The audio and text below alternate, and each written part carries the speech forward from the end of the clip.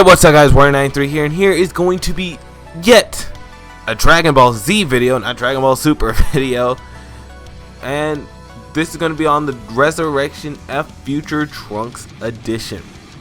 Whoa, we're actually talking about Dragon Ball Z again. Anyways, last night, or this morning perhaps, Fuji TV premiered Dragon Ball Z Resurrection F Future Trunks edition on television during the 9 p.m. showing, which for me ended up being pretty much 5 a.m. So I had to be up pretty dang early.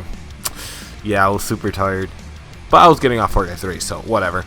The version came up with approximately 13 minutes of new footage. I'm not going to review the movie as a whole because there are no changes to it. Even though I thought the movie was a great movie, it does have its flaws. Although most of the new footage had nothing to do with Trunks. Basically, he was there to put butts in seats. That's why it was called the Future Trunks edition, although he was barely in it. Yeah, pretty much put butts in seats and promote the Goku Black arc in Super, what I'll explain more in depth later. So basically, the first 10 minutes is just a recap of what happened on Namek with Frieza, with Trunks finding this book coincidentally titled Legend of Dragon Ball, or whatever it was called, because you know, why not? So he opens it up and immediately throws us to Gohan, Krillin, Vegeta against First Form Frieza, and Frieza tells them that he's going to kill him. Now, I'm not going to recap the whole thing beat by beat because I'm pretty sure you've all seen the series, and I'm not going to go through all of that again. So they just take the highlights of the big fight, and they pretty much reanimated it. It was completely remade from scratch, instead of just taken from Kai, which, you know, Dragon Ball Super relies a lot when it comes to flashbacks for some reason. Which, oh my goodness, they look amazing. There are some hiccups here and there that I've noticed, but when it came to the animation side of things, art side was fine. The animation side, sometimes they would look a little stiff, and I'm like, ooh, what happened there? What happened? But there were very few in between, so I'm not gonna like harp on it for that. You know, it happens every once in a while. Something I found interesting though is that the recap looked better than the rest of the movie. I don't know, maybe that's just me, but I feel like maybe it was just the contrasting colors that helped it out. I'm not sure. I felt like I had a bigger budget put into that little recap and then the rest of the movie, even the after credits scene, I'll talk about later. Like I said, I'm not sure. It's not like the rest of the movie was bad. It's something that I've noticed. Like almost two completely separate movies came to that. Like two different art styles, but the same art style at the same time. It's weird. Two different budgets for it. It was super weird. Also, another thing to mention is that the recap plays more to the manga's interpretation of scenes and not the anime. For instance, when it comes to Goku transforming as the Super Saiyan, his hair just goes up and turns gold while he's charging ki, unlike the anime where Goku yells and then he transforms. So after that recap, Trunks closes the book and then remembers that he killed Frieza too back on Earth, then immediately goes to Earth's hell. So the movie is pretty much the same. Like I said, no added scenes that I've noticed. Maybe I fell asleep at some parts I didn't notice, but I doubt it. So we immediately go to the after credit scene. Well, the one after Frieza was in hell. So after credits, whatever.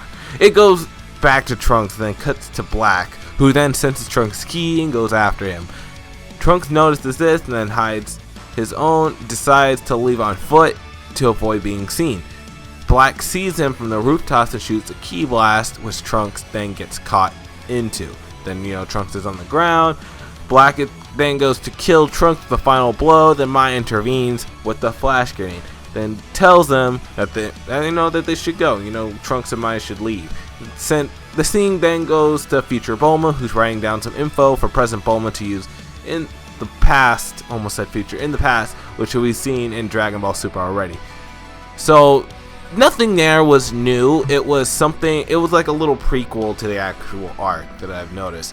The animation side of things, I thought it was gorgeous. I simply loved it. Everything was fluid and on model. The art was outstanding as well. You know, with some interesting colors that they've used, because it was like evening time. They used like a really deep purple color, if I remember right. I'll show it on screen. So yeah, I thought that was pretty amazing to look at.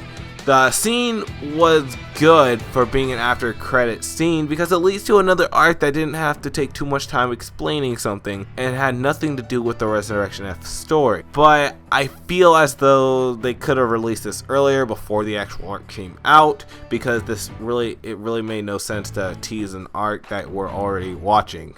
So whatever. Anyways, if you don't have a copy of Resurrection F yet, just wait for this to get released by Funimation. I'm pretty sure they have the rights to the movie. I'm pretty sure they'll get the rest of the movie and they'll probably just release it on a separate Blu-ray because, you know, Funimation's like that. But the real question is it worth rebuying if you already have the theatrical cut? Well, I'm going to try to hit both sides of the coin with this answer because I'm a little split myself. I'm going to say yes and no, depending who you are. Alright, now let me explain what I mean. No, because this does not really add anything that you didn't already know or add anything to the story on hand. The recap is for those who have not experienced Dragon Ball Z or Kai, or just, you know, need a little refresher on things. The after credit scene does not show anything that we didn't already know from the Super arc, which I'm sure will have its own Blu-ray when that arc is finishing up. You don't really need this if you're that crowd right there. But if people like myself, if you don't want to watch the Golden Frieza Super arc when you're rewatching series and you want to turn to the movie instead, you might as well just pick this up. If you're a collector, you might as well pick this up. So you'll have the full thing to watch. Instead, you know, having like a copy that you know it's already cut down, you might as well just get the full thing. Like me, I have 2 copies of Battle of Gods because the Japanese imported copy was a theatrical edition of the movie. Then they released the extended edition later, and then I ended up having to go buy the extended edition like a year later, which was stupid, but whatever. So thank you for watching. I hope this review helped you out. In case it did, make sure you smash that like button. It always helps out the channel. Subscribe if you haven't already for more Dragon Ball Z content. I will see you guys later.